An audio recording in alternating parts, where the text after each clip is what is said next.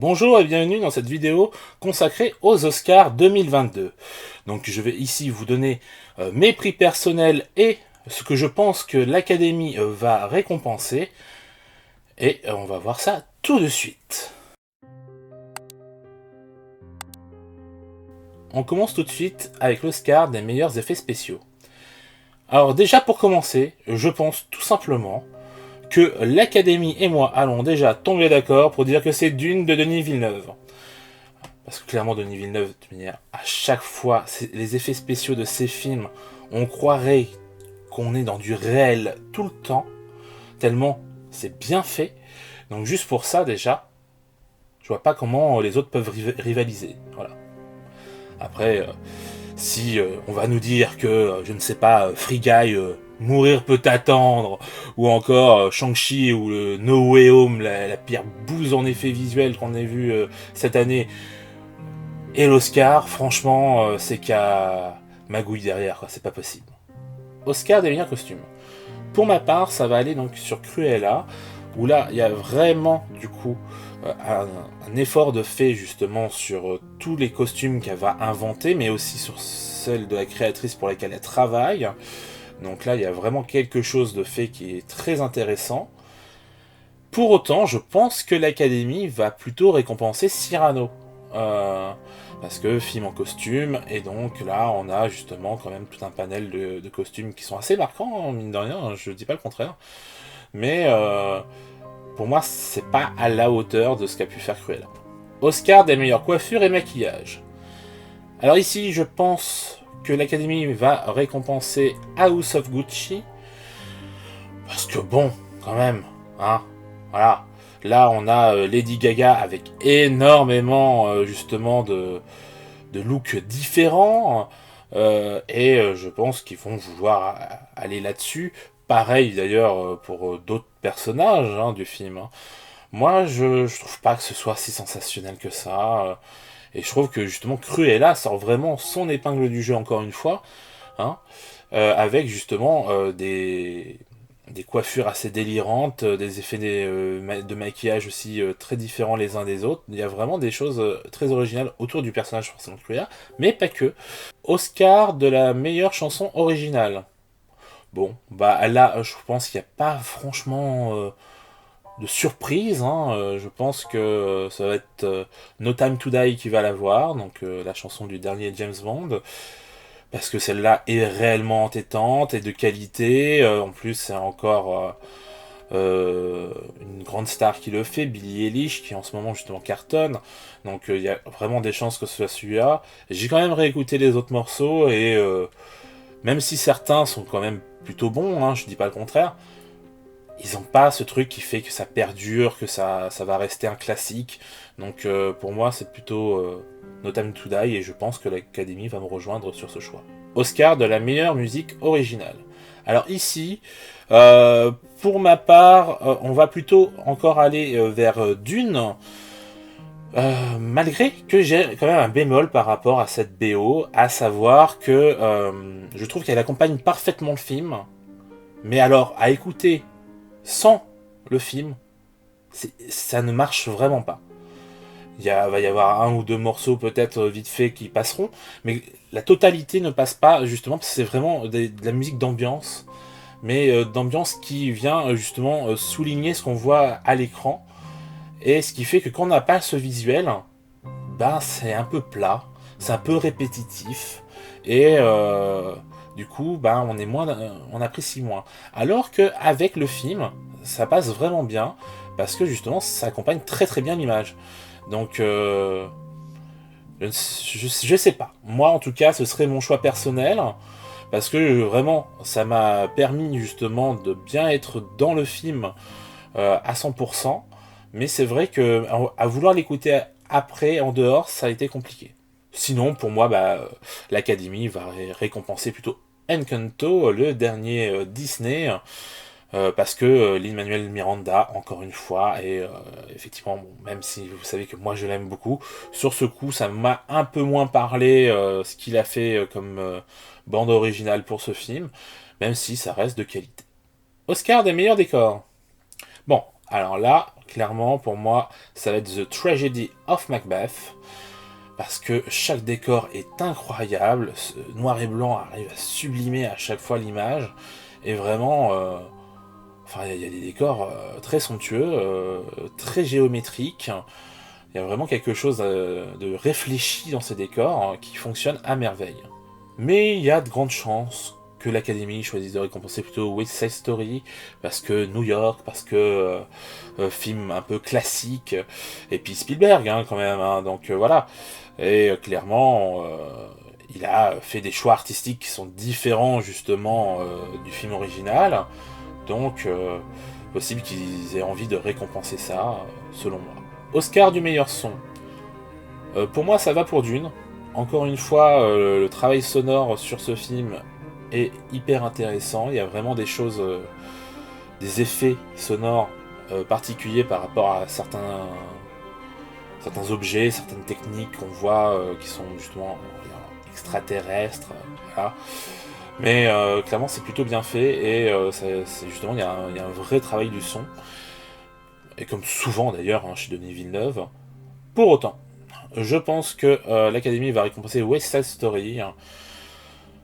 Parce que sûrement que, encore une fois, Spielberg s'est entouré de quelqu'un de talent, hein, forcément, pour s'occuper du son, et que, comme c'est une comédie musicale, tout ça, voilà, il y aura sûrement un truc de fait par rapport à ça, et ce qui ferait une autre statuette pour Spielberg, qui souvent quand même est plébiscité.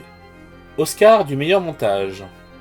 Je pense que l'Académie et moi allons tomber d'accord sur Tic Tic Boom, le fameux film de Lin-Manuel Miranda, qui est donc sa première adaptation en tant que réalisateur d'une comédie musicale, mais pas d'une des siennes.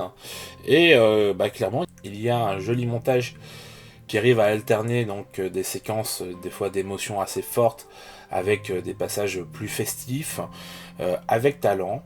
On ne s'ennuie pas un instant, c'est un montage qui va un peu à 100 à l'heure, mais qui arrive aussi à se poser sur certains moments où il le faut. Donc pour moi, c'est vraiment celui-là qu'il faut récompenser. Pas que les autres aient fait du mauvais travail, mais en tout cas, je trouve que celui-ci sort un peu du lot. Oscar du meilleur film étranger. Alors tout d'abord, laissez-moi dire qu'il y a quand même de très bons films dans la sélection. Pour autant, pour moi, et l'Académie je pense, ce sera Julie en 12 chapitres, le film de Joachim Trier, que je trouve encore une fois sublime, et qui était donc dans mon top de l'année qui vient de passer, donc il y a de grandes chances quand même que ce soit lui. Il a été plébiscité à droite à gauche, il a eu pas mal de récompenses, même si c'est plutôt pour la comédienne que pour le film en lui-même, mais je garde espoir.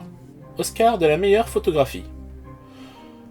Pour moi, je vous en ai déjà parlé tout à l'heure, je pense que ce sera The Tragedy of Macbeth, parce que là, entre le noir et blanc et vraiment la photo qui justement arrive à faire de sacrés contrastes sur le noir et blanc entre justement des endroits sombres ou un peu cachés, mais où on distingue quand même des choses, et un blanc bien pétant, voilà, il y a vraiment des choses magnifiques, qui sont très très bien travaillées, l'image est incroyable, les cadres aussi, mais ils sont millimétrés aux petits oignons, donc non, clairement là c'est pour moi un des meilleurs films de l'année, et s'il ne l'a pas, ce serait vraiment injuste, mais pourtant, je pense que justement l'Académie sera injuste, même si elle lui donnera un excellent film lui aussi, à savoir Dune, parce que justement là, on a encore un directeur de la photographie qui est excellent, qui a réussi à donner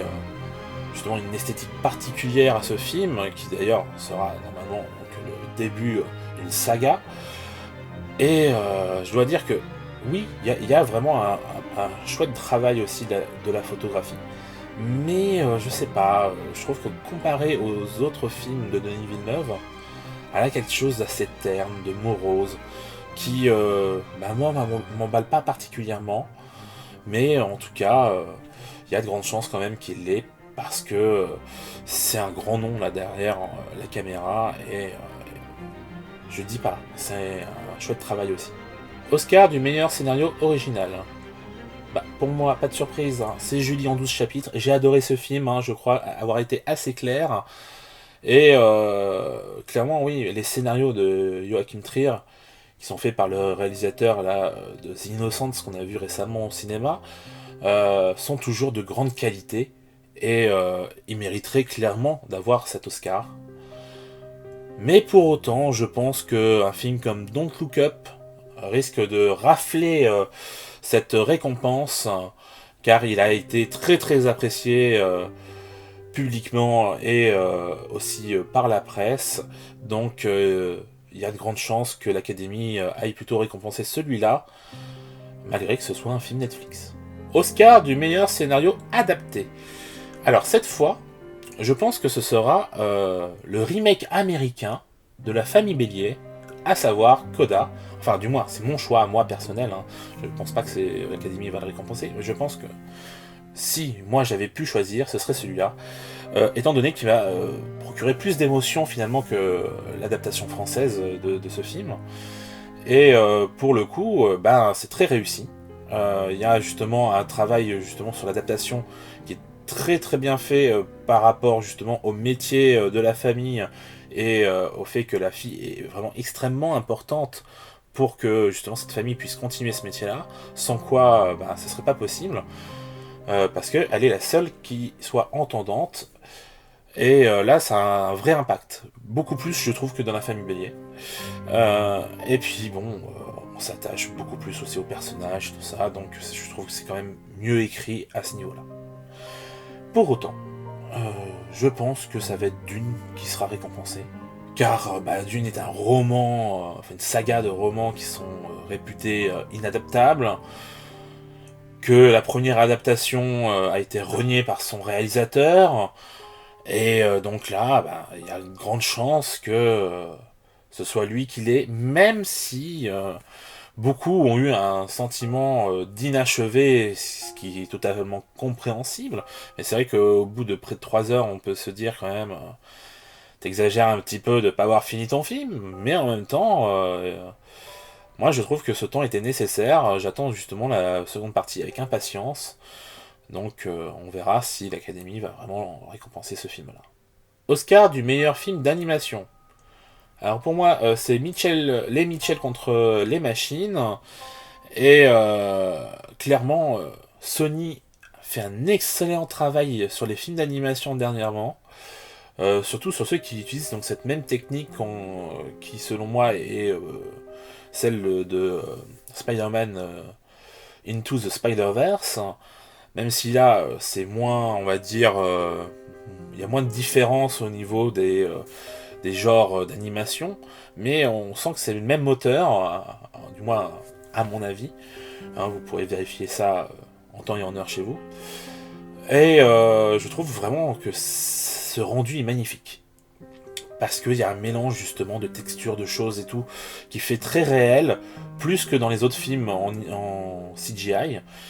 Et pourtant, a priori, c'est quand même de la CGI. Donc un peu comme Arcane, vous voyez, on a un peu ce rendu-là qui fait vraiment travailler avec des peintures alors que ce n'est pas le cas. Donc c'est vraiment très très joli comme rendu. Et pour moi, bah, c'est ce film-là qui le mériterait, même au-delà juste du style d'animation. Parce que c'était pour moi un des meilleurs films du genre l'année où il est sorti. Et clairement, pour moi, c'est lui qui doit être récompensé. Mais il y a quand même de grandes chances que Encanto soit récompensé par l'Académie. Parce que Disney, parce que ça a été un gros succès. Et du coup, bah oui, il y a de fortes chances, même si moi je trouve que ça reste un bon film. Je trouve pas qu'il ait justement ce truc en plus qui mérite une statuette. Mais bon, c'est souvent les Disney qui les ont, donc voilà.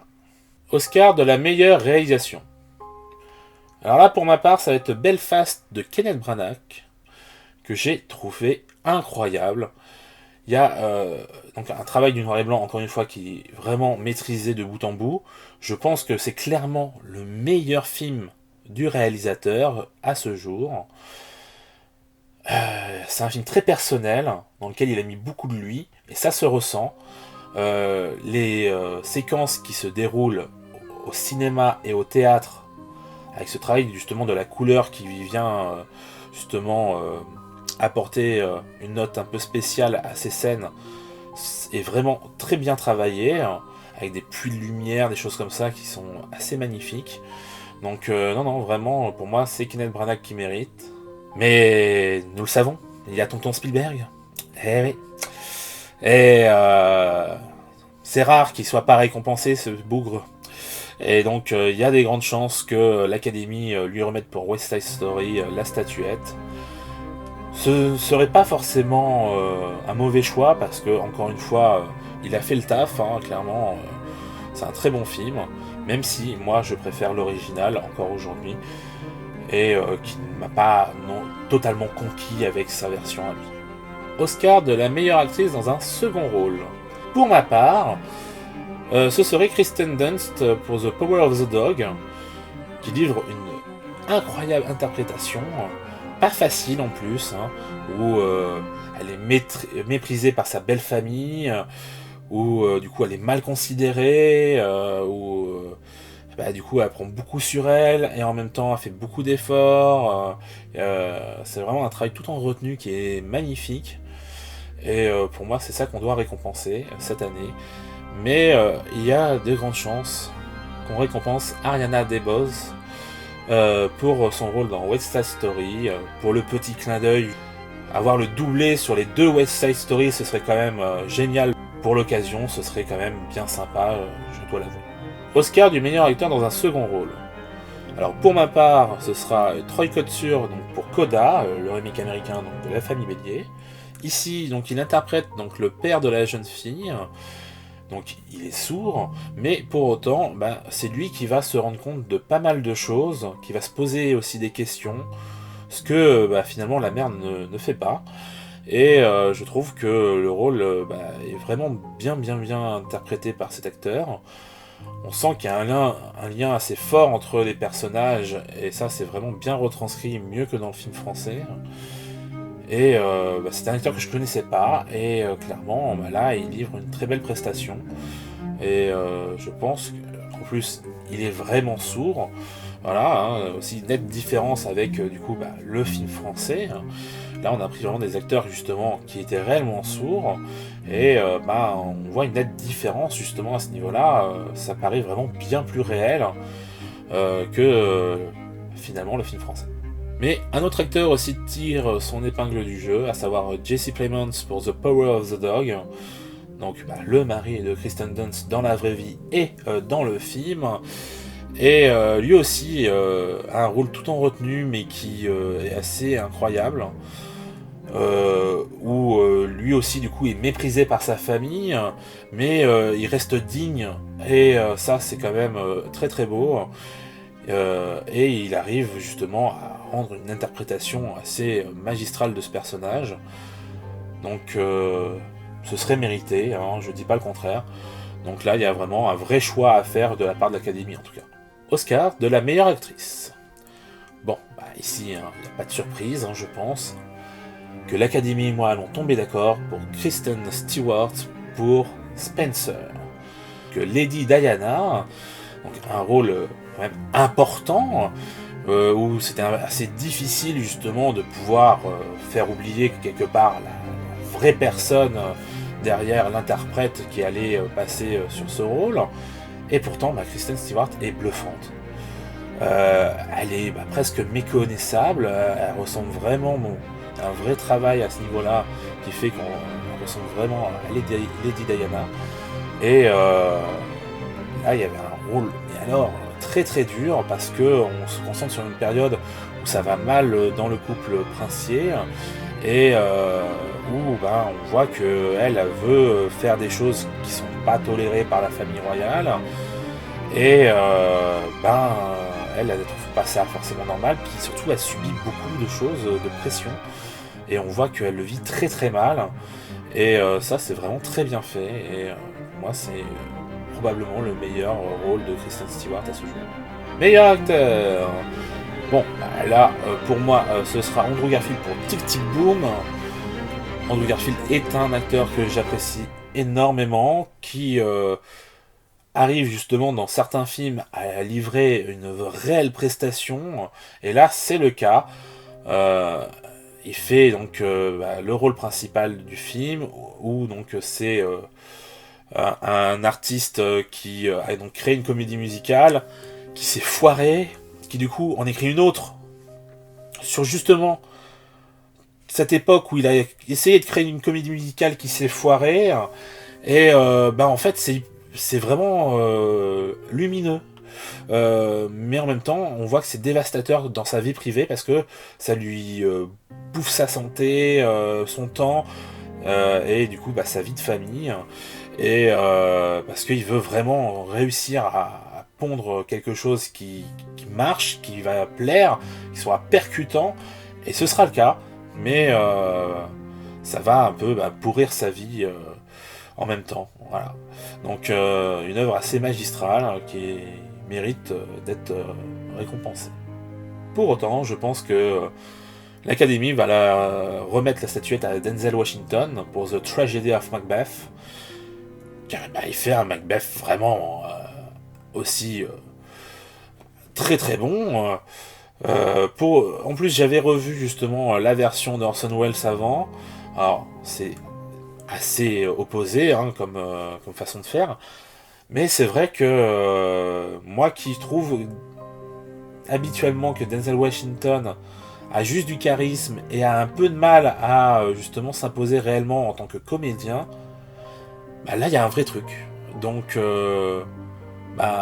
il mériterait là pour une fois vraiment d'avoir aussi un Oscar. Donc je ne serais pas contre en soi. Meilleur film. Pour ma part ce sera Drive My Car.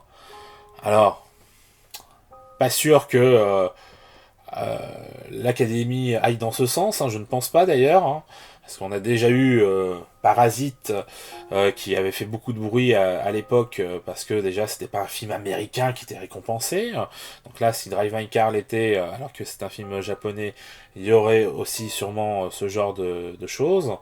Et je pense que la pilule passera un peu moins avec le Japon que la Corée. Enfin, qui sait.